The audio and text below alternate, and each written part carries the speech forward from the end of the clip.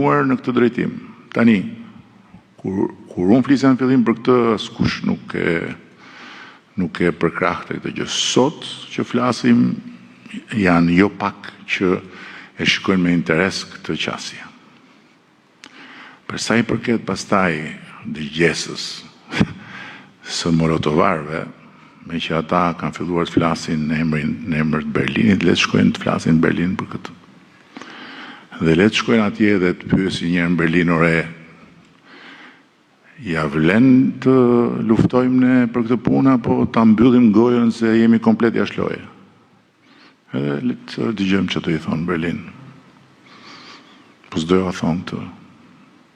S'doja thonë juve, dhe më thënë, po unë e di se që do i thonë. Zote Kryeministër, Blerina Gjoka Birn, për Porto Romanon, a mund të emërtoni shtetet dhe faktorët të cilët kanë bërë presion, që ju pretendoni se kanë bërë presion mbi procesin? Dhe a ishin ata shkaku që ky proces dështoi? Sepse unë e thash 2 herë. Tani çfarë bëj, unë bëj polemik dhe me ju tani. Nuk po bëj, se mund ta bëj polemikën, se mund t'ju them që po ju kur flas unë dëgjoni apo prisni radhën që të bëni pyetjen tuaj, se unë e thash 2 herë që tërheqja e kompanisë është argumentuar me krizën dhe ne nuk kemi asnjë të dhënë që të na jap idenë se këtu mund të ketë pasur ndonjë presion. Unë e thash 2 herë. Por ama është e sigurt që faktor të ndryshëm për arsye interesash të natyrave të ndryshme dhe i përmenda cilët mund të jenë ta interesa, nuk e mirëpresin ndërtimin e një porti të ri. Kjo është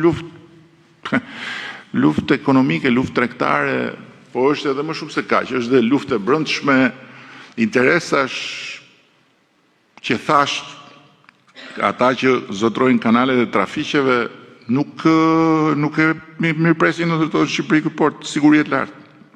Se një port sigurie i lartë si ai. Pra shkrimi organizuar që ka bërë presion, se ato që zotrojnë kanalet e trafiqeve, si ta kuptoj?